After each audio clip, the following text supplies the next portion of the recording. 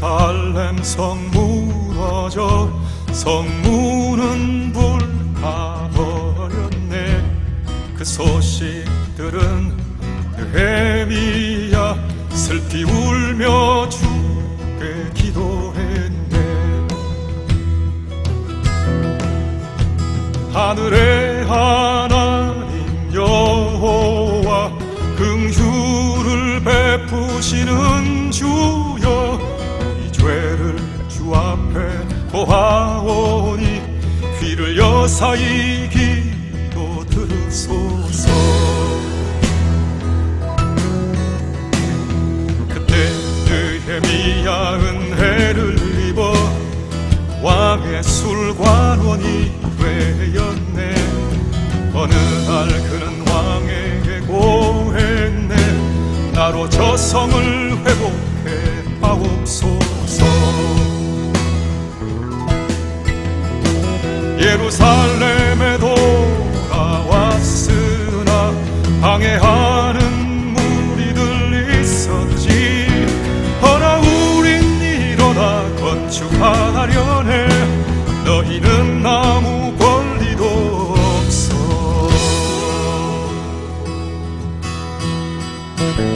모든 백성 함께 일어나 성벽을 쌓기 시작했네.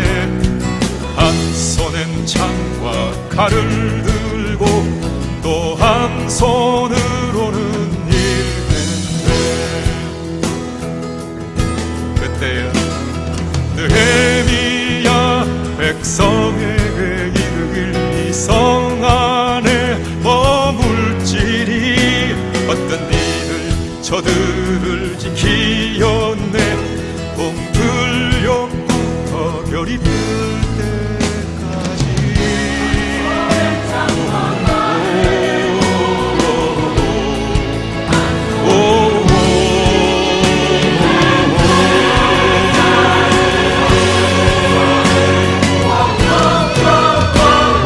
예루살렘 성 다시 섰네.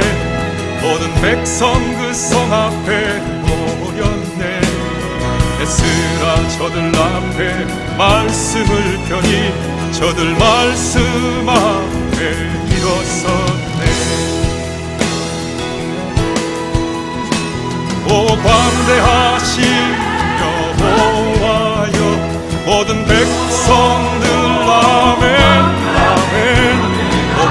얼굴을 땅에 대고 여호와께 경배하였네. 오 광대하신 여호와여, 모든 백성 아멘 아멘.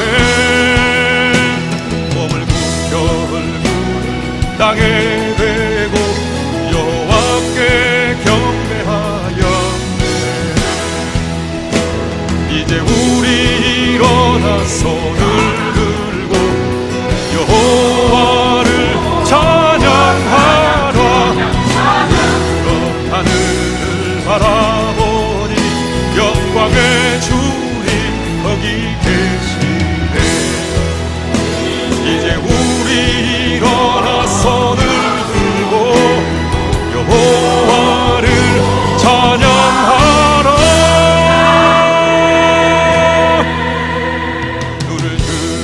하늘을 바라보니 영광의 주님 거기 계시네.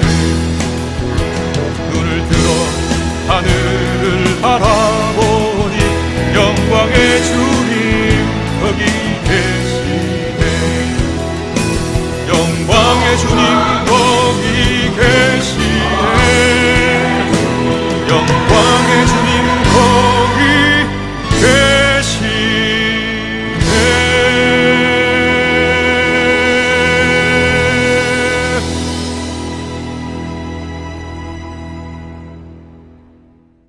성경에 보면은 우리가 좋아하는 인물들이 굉장히 많이 있습니다. 그래서 우리가 사실은 좋아하고 닮고 싶고 뭐 어떤 존경하는 이런 성경 인물이 있으면 우리가 미국 땅에 와가지고 영어 이름을 쓸 때 그 이름을 쓰거나 아니면 우리가 자녀를 낳았을 때 그 자녀 이름을 그 성경의 이름을 쓸 때가 있잖아요. 저도 제 영어 이름이 뭐냐면 에스더예요. 20년 전에 제가 고민도 전혀 하지 않고 제가 제일 좋아했던 인물인 에스더라는 이름을 지었는데, 지금 만약에 다시 영어 이름을 지으라면은 요즘 에스더라는 이름이 너무 많아가지고 좀 아마 바꿀 마음이 있기는 하지만, 그때는 전혀 그런 것도 생각도 못하고 제가 제일 좋아했던 인물인 에스더라는 이름을 제가 가졌습니다. 우리가 성경에서 좋아하는 인물이나 또 우리가 존경하거나 닮고 싶은 인물들이 한 명 외에 아마 많이 있을 거예요. 저도 그렇습니다.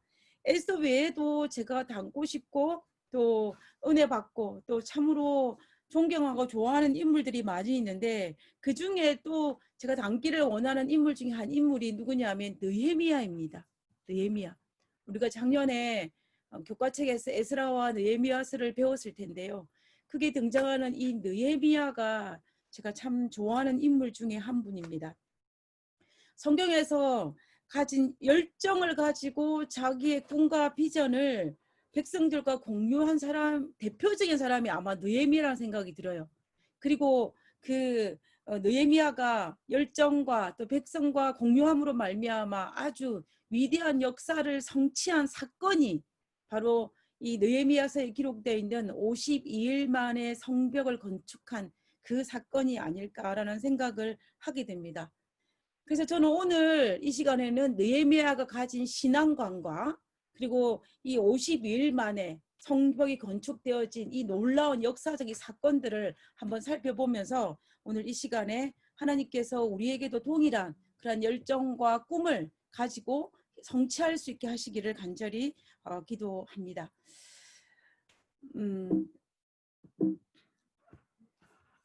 파워포인트가 안 넘어가요. 넘어갔습니다. 지금 제가 파워포인트, 이거는 그 느헤미야 시대 때의 역사적인 배경을 한번 정리하고 싶어서 한 연대표를 만들어 봤는데요. 이 연대표를 이제 간단하게 설명하면, 이거는 느헤미야가 어느 시대의 사람이고 느헤미야가 당면한 과제가 무엇인지를 볼 수 있는 아주 그 부분만 초점을 맞춰서 제가 표를 한번 만들어 봤습니다. 우리가 알다시피 BC 586년에 유다가 멸망을 했습니다. 남방 유다가. 그 말은 다른 말로 하면은 무슨 말이냐면 예루살렘 성전이 무너졌다는 이야기입니다. 그리고 BC 538년에 이제 유다가 멸망을 한 이후에 고레스 원년에 1차 포로 석방령이 내립니다.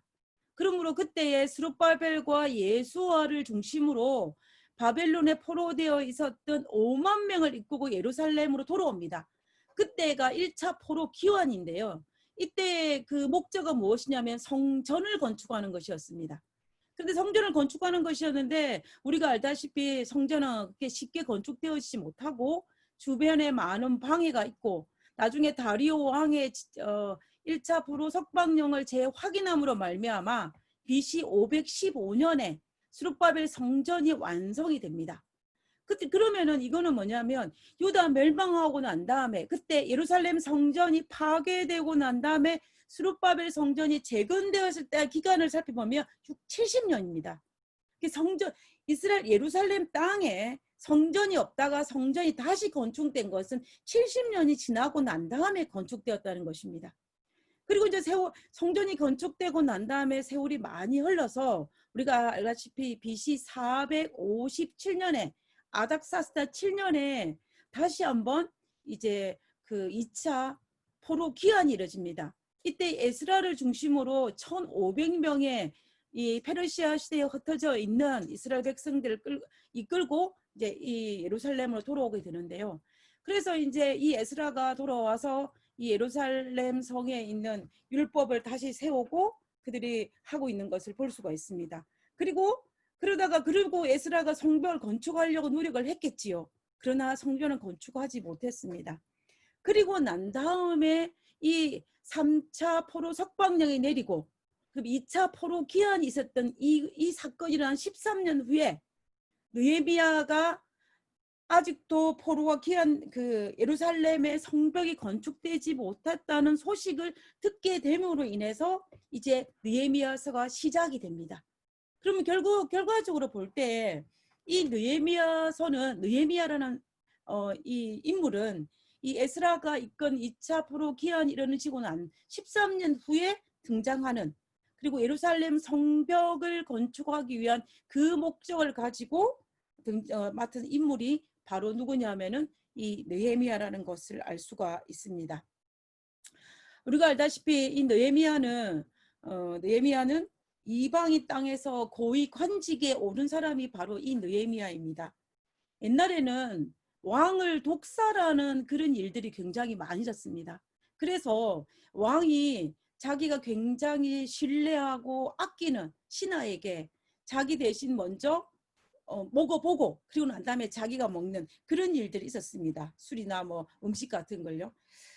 그래서 이 직분을 가진 사람은 이 느헤미야가 아닥사스다 왕의 술 맡은 관원이었는데 먼저 이곳에 독이 있는지 없는지를 확인하는 그런 직분을 맡은 사람이었습니다. 그러면 굉장히 높은 직책이죠.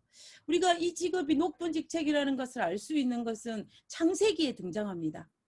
우리가 창세기에 보면 요셉이 애굽에 노예로 잡혀가잖아요. 그래서 이제 요셉이 감옥에 갔을 때 이 요셉이 갇혀 있는 감옥에 누가 들어오냐면 바로의 빵 굽는 자와 술 맡은 관원이 들어오지 않습니까?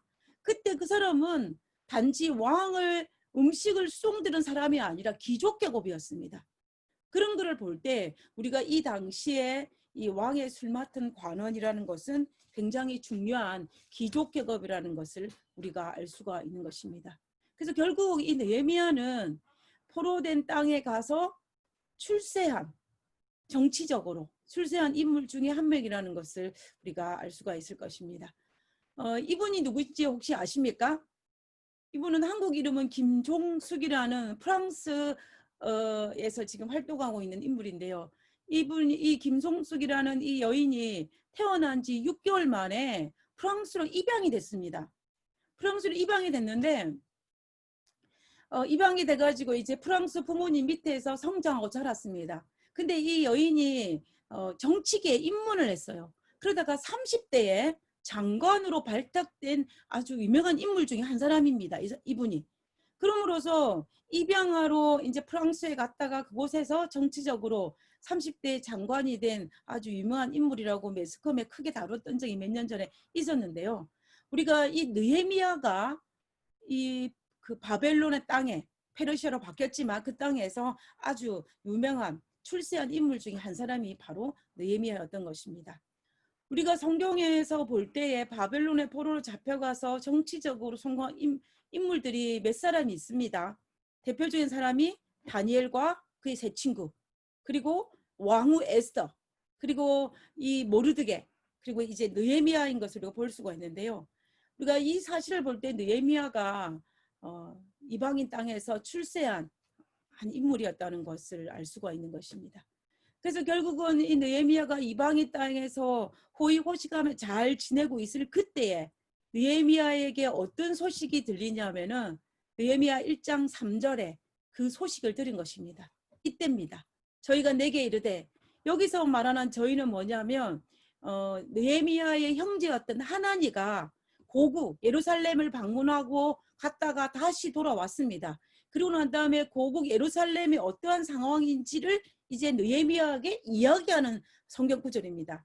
저희가 내게 이르되 사로잡힘을 면하고 남은 자가 그 도에서 큰 환난을 당하고 능욕을 받으며 예루살렘 성은 회파되었고 성문들은 소화되었다 하는지라.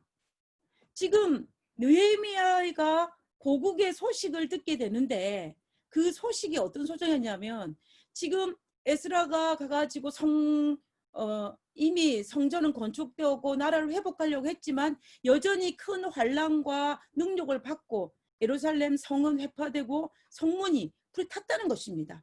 그 소식을 이제 누가 듣게 되냐면은 바로 느헤미야가 듣게 되는 것입니다. 자, 이때 시기로 보면은 예루살렘 성전이 지어진 지 몇 년이 지났습니까? 70년이 지났던 것입니다. 70년이 지났는데도 여전히 뭐가 없냐면은 성벽이 없는 것입니다. 지금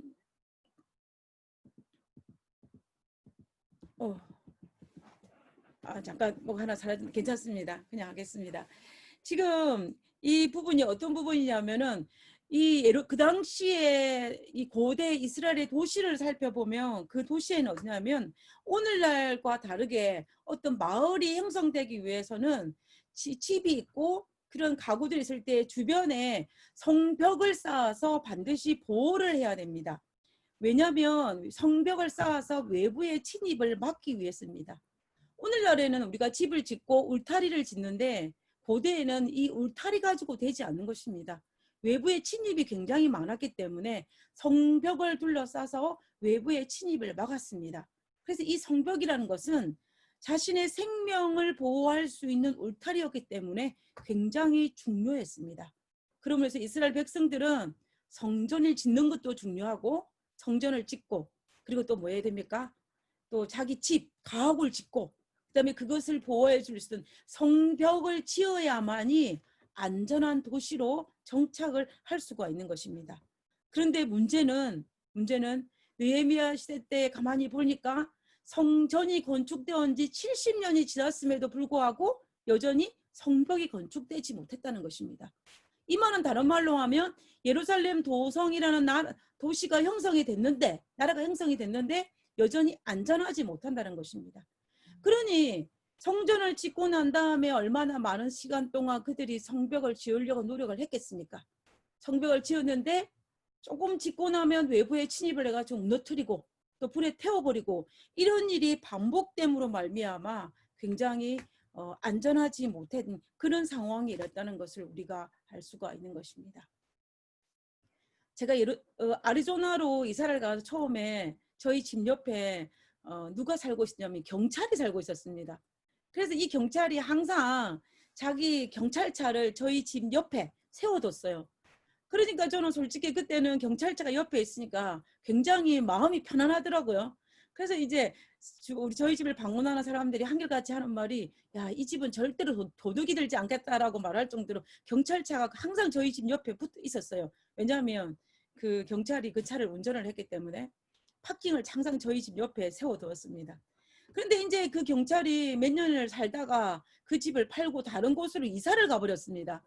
그러니 항상 저희를 보호했던 이 경찰차가 사라지니까 제가 저희 마음속에 좀 이 안정감이 조금 사라지는 것을 느꼈어요. 그런 것처럼 이 이스라엘 백성들에게 이 성벽은 굉장히 중요한 상황입니다. 그런데 이 성벽을 짓지 못해서 70년 동안이라는 반복되는 과정 속에 있었기 때문에 그들은 굉장히 불안하고 안전하지 못하고 열악한 상황이었다는 것을 이 성벽이 짓지 못했다는 이것으로 우리는 충분히 알 수가 있는 것입니다. 우리가 이스라엘 백성들이 그게 없었으니 얼마나 불안했겠습니까? 이 소식을 느헤미야가 들은 것입니다. 이 소식을 느헤미야가 듣고 이제 예루살렘으로 돌아가서 내가 성벽을 지어야 되겠다고 결심을 했습니다. 이 느헤미야가 결심을 하고 하나님께 금식하고 기도하였고 그리고 하나님께서 정말 선하신 도움으로 왕의 마음을 바꾸어서 이제 예루살렘으로 가게 된 것입니다. 그때 느헤미야가 뭐라고 했냐면 하나님의 선한 손이 나를 도우심으로 내가 예루살렘에 도착하였다고 성경은 기록하고 있습니다.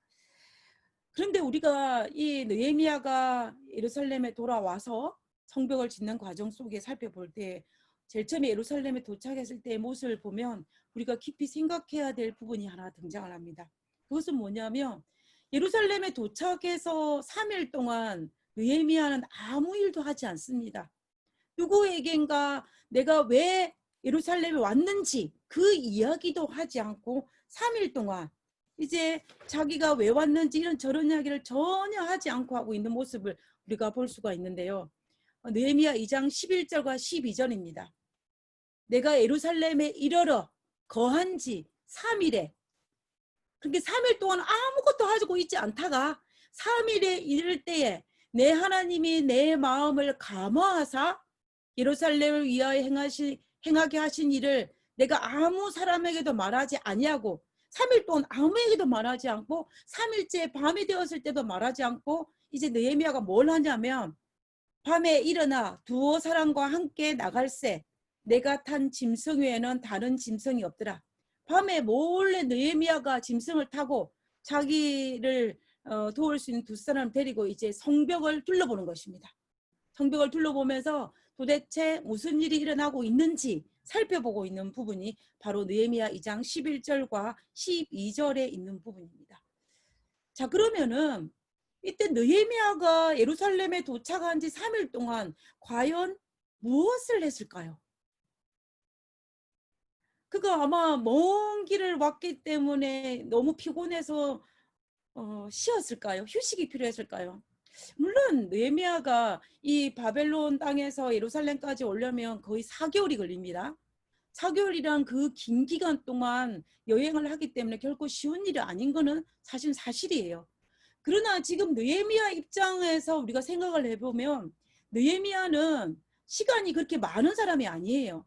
아다사스다 왕에게 특별히 부탁을 해서 특별히 유대 총독으로 임명을 받고 예루살렘의 성벽을 건축하기 위한 목적을 가지고 예루살렘에 온 것입니다.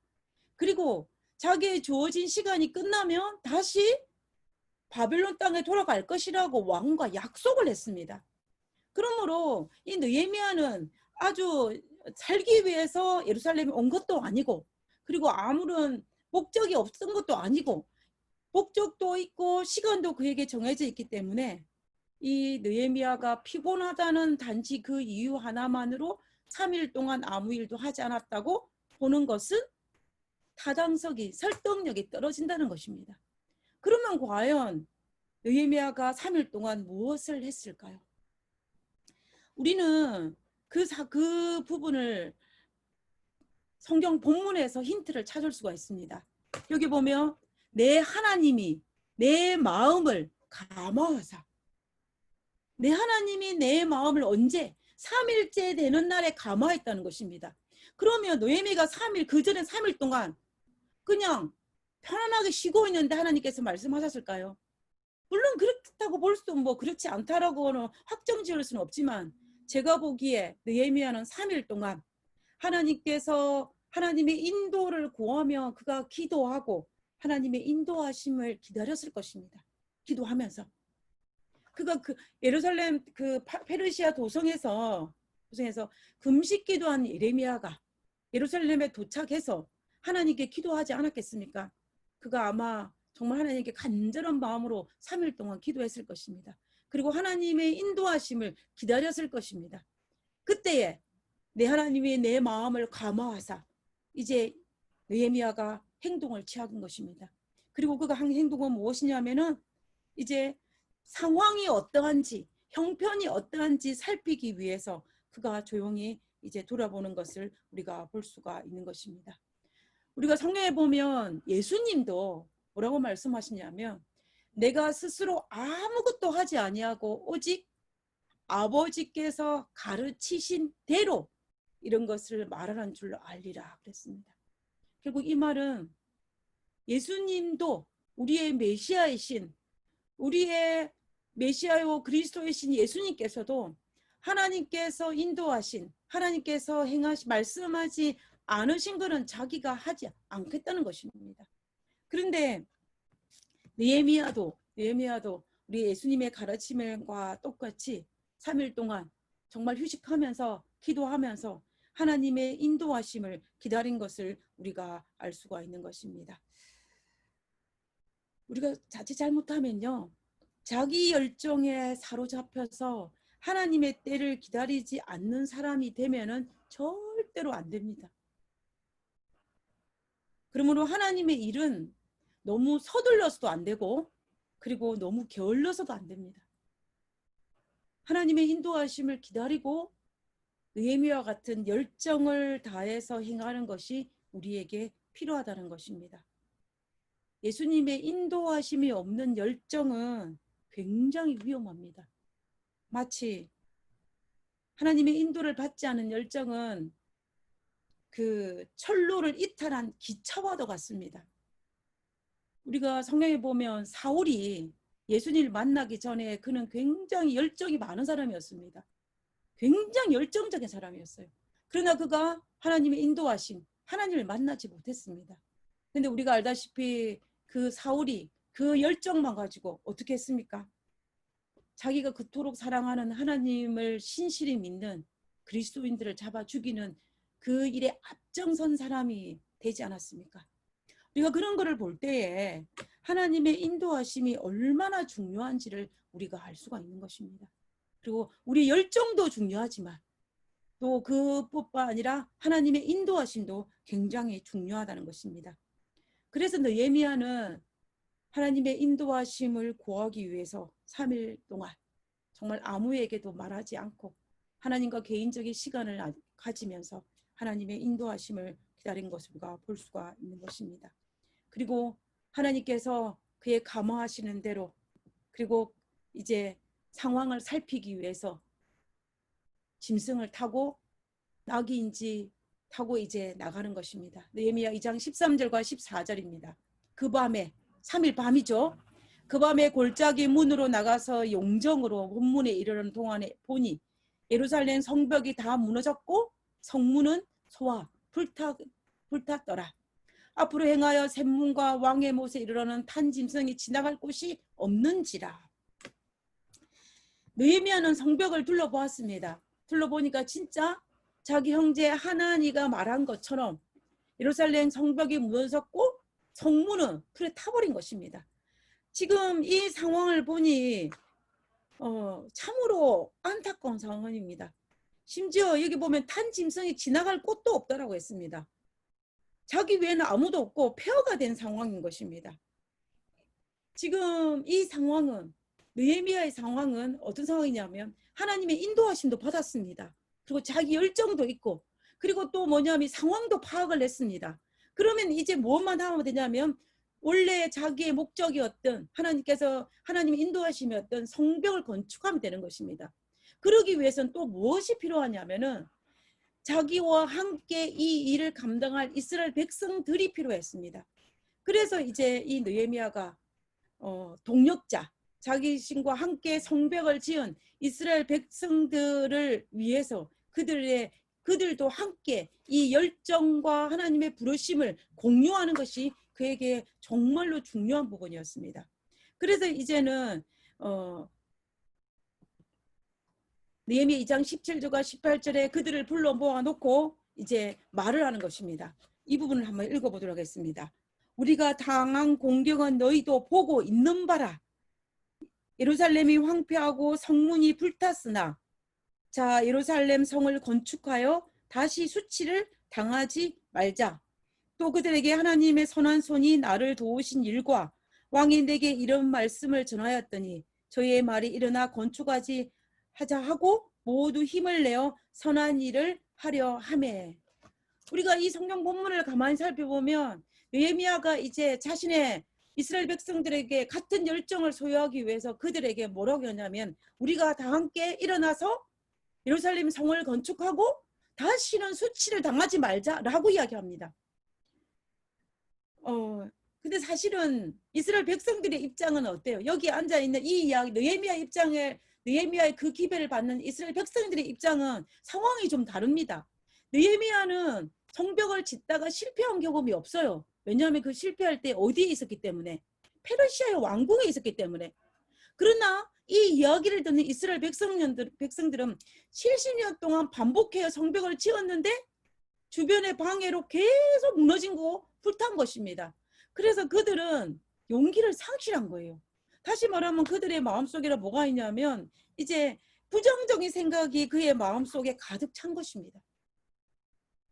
그렇게 느헤미야가 와가지고 예루살렘 성을 건축하자, 다시는 수치를 당하지 말자라고 이야기하지만 사실은 그 말이 그 백성들에게 얼마나 공감을 일으켰을까요? 그런데 지금 중요한 거는 백성들의 마음에게 열정을 부여하고 그들이 다시 성벽을 짓기 위한 동기를 부여하는 것이 굉장히 중요한 포인트인 것입니다. 지금 그때 느헤미야가 무엇을 선택하냐면 그것을 위해서 간증을 합니다. 간증을 하기 시작합니다. 그 간증을 하는데 여기 성경 본문에 또 그들에게 하나님의 선한 손이 나를 도우신 일과 왕이 내게 이런 말씀을 전하였더니 다 전합니다. 그거처럼 무슨 말을 했겠습니까? 아마도 내가 페르시아 왕국에 있는데 그 왕의 술 맡은 관원으로 잘 지내고 있는데 내가 이런 소식을 들었다. 그때 내가 금식하고 기도하며 하나님께 간구하였더니 하나님의 선한 손이 도우사 왕의 마음을 바꾸셔서 성벽을 짓도록 허락하시고, 그리고 내가 유다 총독으로 성벽을 짓게 보내셨고, 그리고 나를 빈손으로 보내지 않고 이 성벽을 지을 수 있는 모든 자재들과, 그리고 자기 집을 지은 자재들과, 그리고 또 그 먼 4개월 동안 오는 과정 속에 수많은 일들이 있었지만 하나님의 선한 손이 나를 도우시로 말미암아 내가 무사히 예루살렘에 도착했다는 이 모든 이야기들을 쫙 간증하는 것입니다. 비록 지금 느헤미야서는 이렇게 짧은 한 구절별로 등장하지밖에 않지만 이 말 속에는 느헤미야가 하나님의 선한 손이 도우심으로 말미암아 경험했던 수많은 간증들을 하고 있는 것을 우리는 이것을 통해서 충분히 알 수가 있는 것입니다. 그러자 이 간증을 들은 이스라엘 백성들의 반응입니다. 이런 말씀을 전하였더니 저희의 말이, 이 저희가 누구냐? 백성이죠. 저희의 말이 일어나 건축하자 하고 모두가 힘을 내어 이 선한 일을 하려 하매라고 이 19절 마지막에 기록하고 있는 것을 볼 수가 있는 것입니다. 느헤미야의 호소에 백성들의 마음이 움직인 것입니다. 느헤미야의 꿈과 비전이, 느헤미야의 열정이 백성들에게 전달된 것을 우리가 알 수가 있는 것입니다. 우리가 알다시피 느헤미야는 제사장이 아닙니다.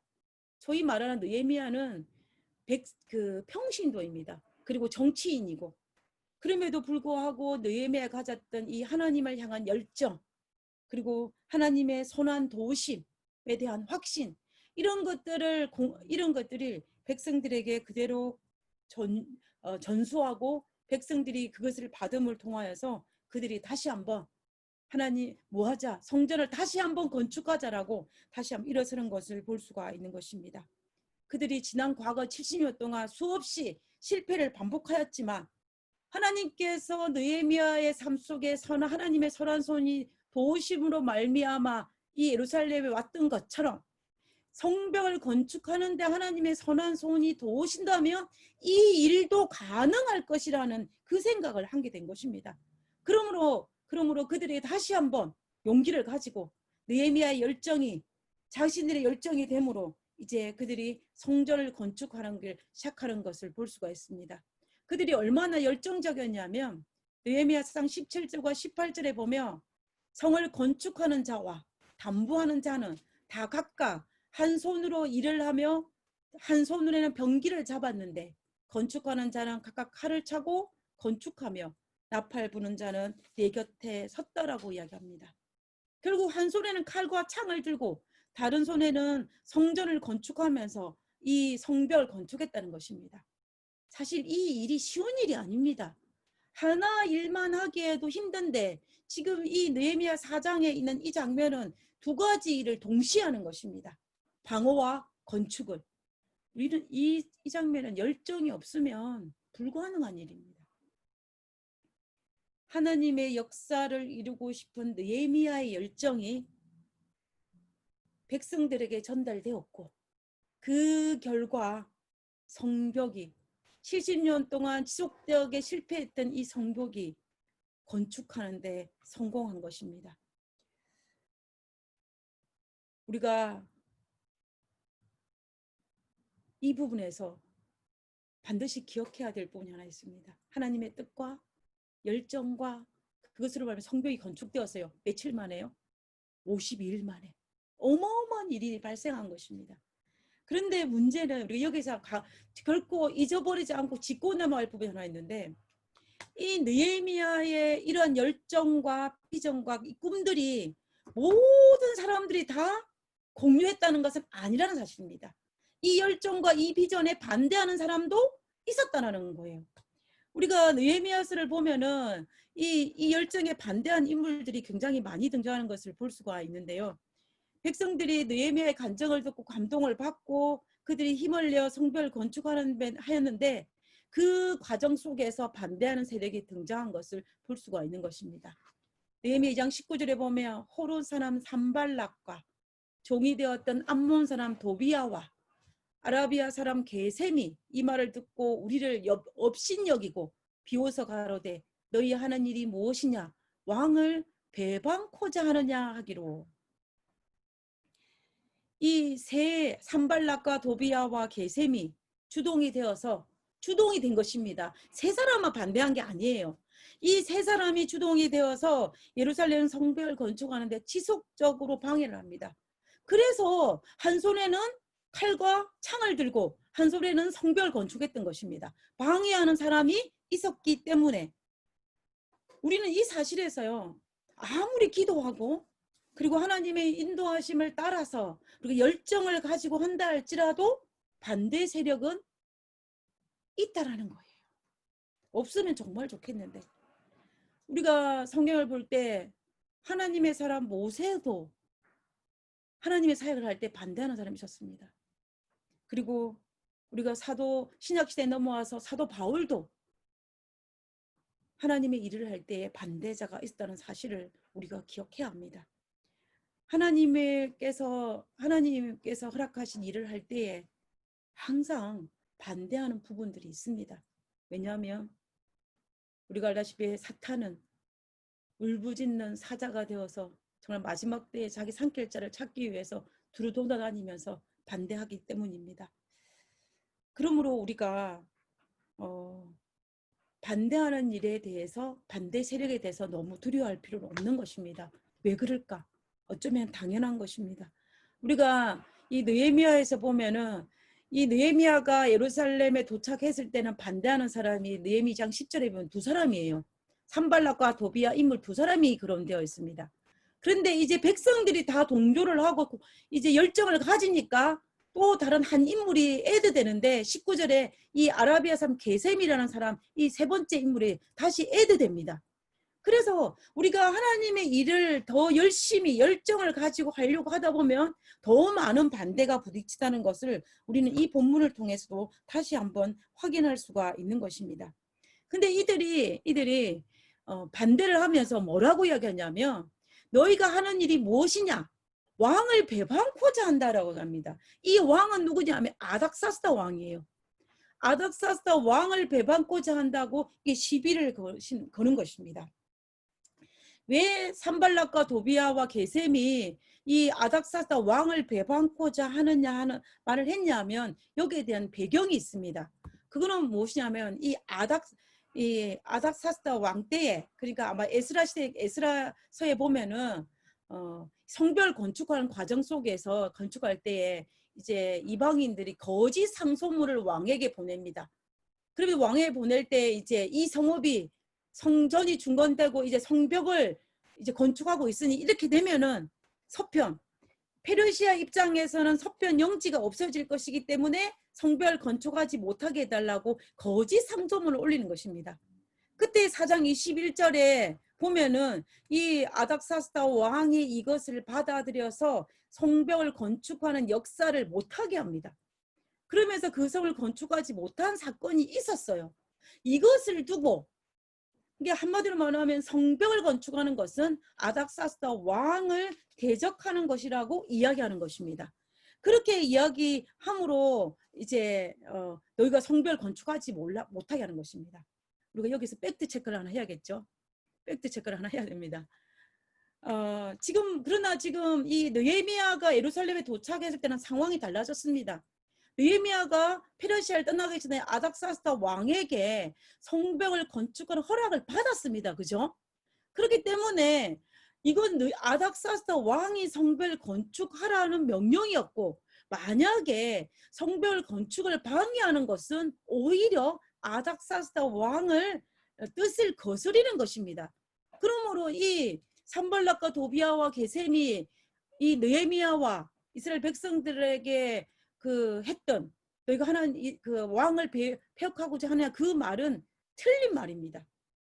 그런데 지금 이 산발락과 도비아와 게셈이 느헤미야를 협박하면서 성전을 짓지 못하게 했을 때 이 팩트 체크에 대한 이야기는 성경에 기록되어 있지 않아요.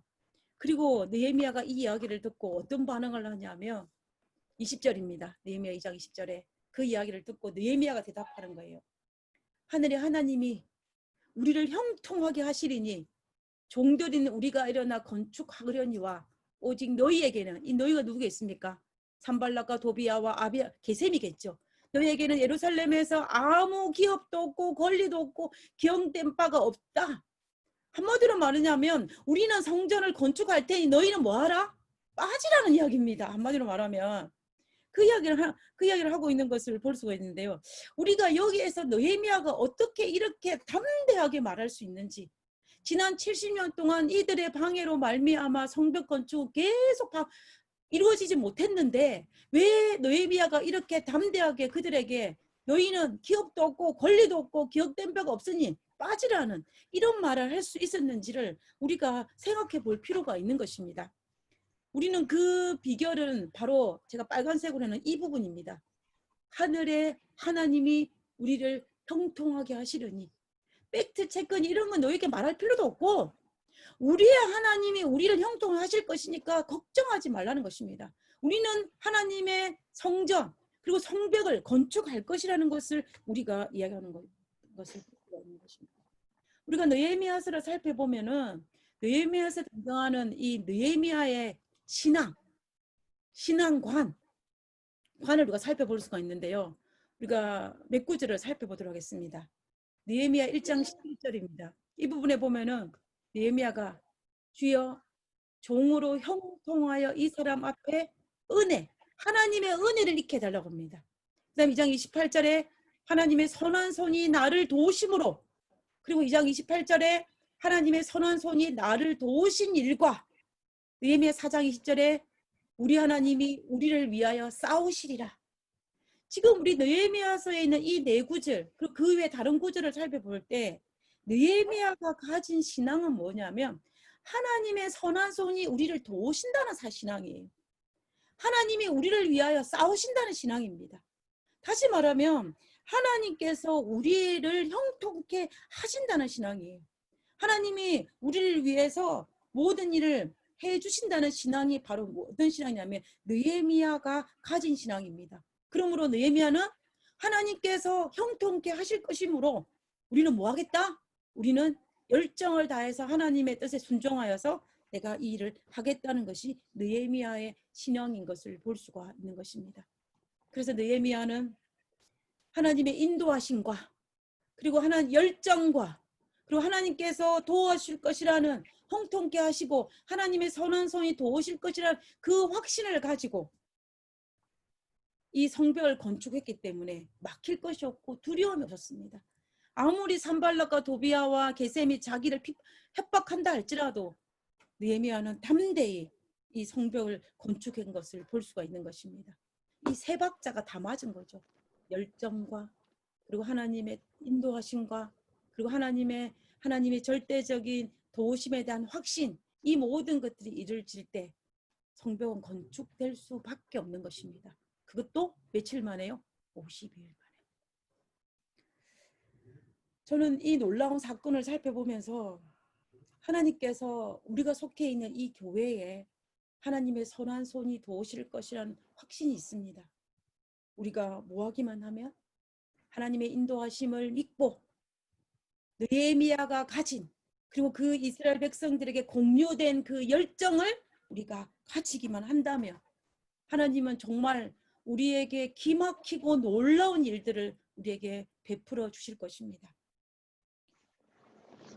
우리가 혹시 내 주변을 살펴보면서 내 주변을 돌아보면서 우리가 용기를 잃고 실망할 수 있을지는 모르겠지만 그러나 우리가 이 느헤미야서에 있는 이 말씀을 보면서 21세기를 살아가는 우리들도 하나님의 선한 도우심이 우리의 삶에 있다면 분명히 우리 하나님은 우리의 삶을, 우리의 교회를, 우리의 가정을 형통케 하실 것입니다.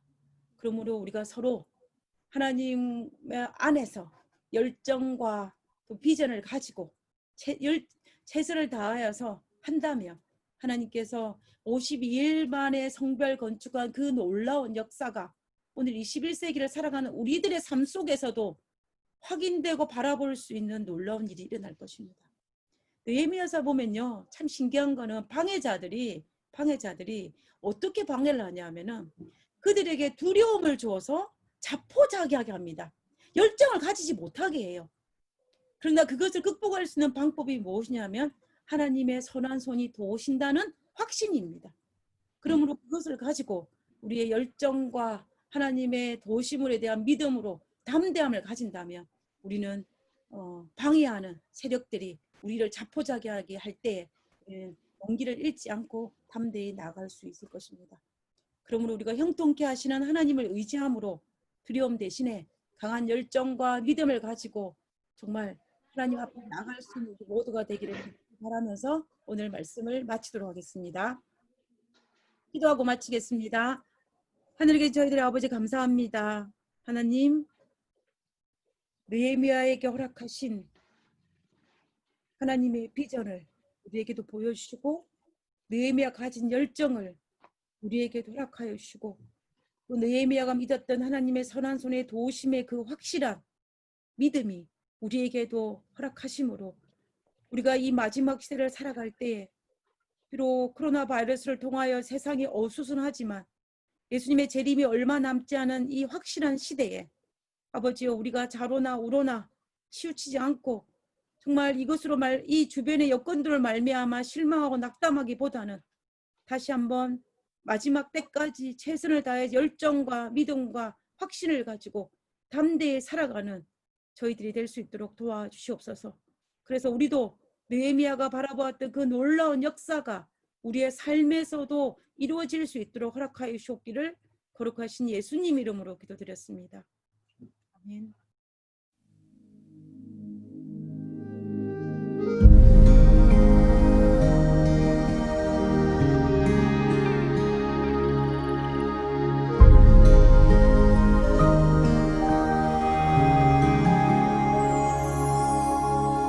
영원전에 나를 향한 하늘아버지의 꿈 아들 예수 죽이기까지 포기할 수 없던 꿈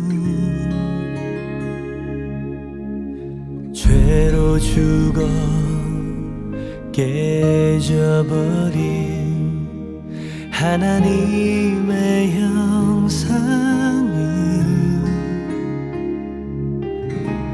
회복하여 아들 삼아 하늘 보좌 앉히셨네.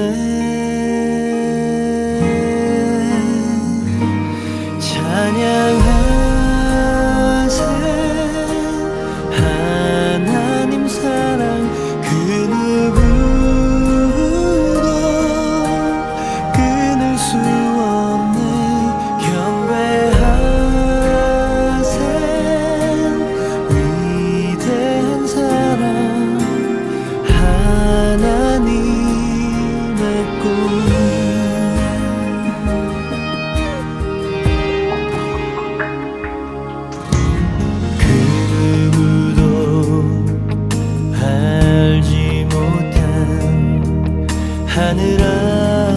하늘아버지의 꿈 성자 예수 외면할 만큼 포기할 수 없던 꿈 하나님의 하늘이 사람이 되신 것은 사람들은 하나님의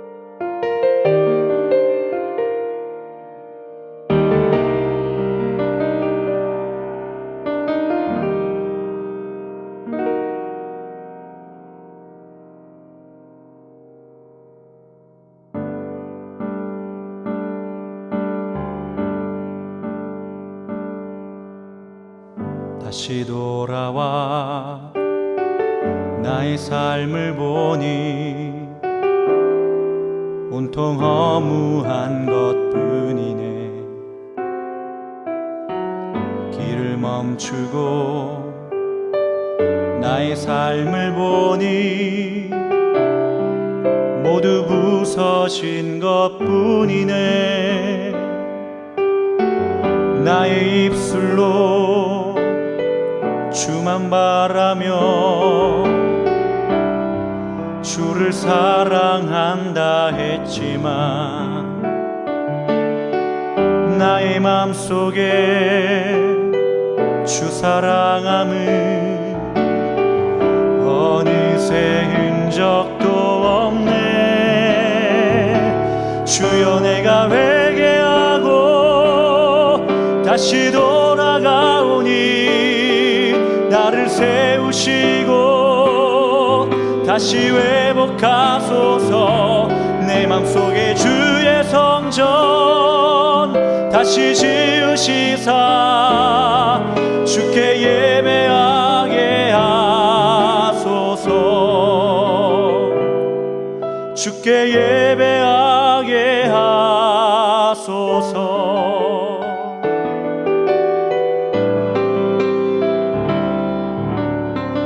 다시 돌아와 나의 삶을 보니 온통 허무한 것뿐이네. 길을 멈추고 나의 삶을 보니 모두 부서진 것뿐이네. 나의 입술로 주만 바라며 주를 사랑한다 했지만 나의 맘속에 주 사랑함은 어느새 흔적도 없네. 주여 내가 회개하고 다시 돌아가오니 나를 세우시고 다시 회복하소서. 내 맘속에 주의 성전 다시 지으시사 주께 예배하게 하소서. 주께 예배하게 하소서. 주여 내가 회개하고 다시 돌아가오니 나를 세우시고 다시 회복하소서. 내 맘속에 주의 사랑 다시 채우시사 주를 사랑하게 하소서. 주를 사랑하게 하소서.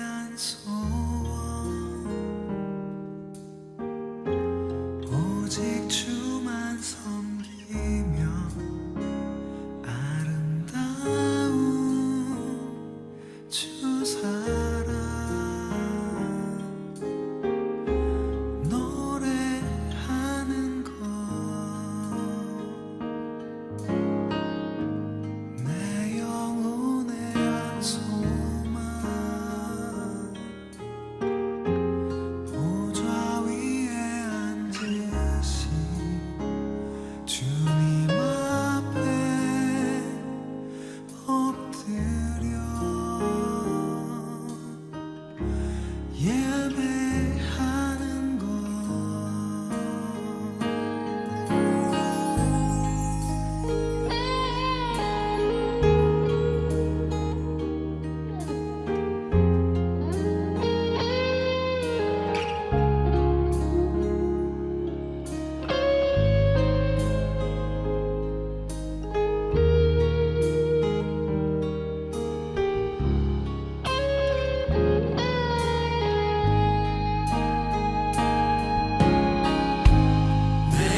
영혼의 한 소원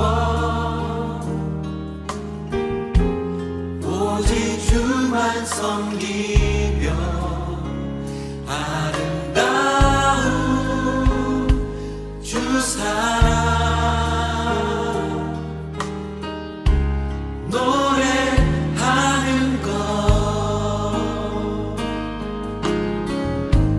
내 영혼의 한 소망 보좌 위에 앉으신 주님 앞에 엎드려 예배하는 것 거룩 거룩 주는 거룩 할렐루야 주님께 거룩 거룩 주는 거룩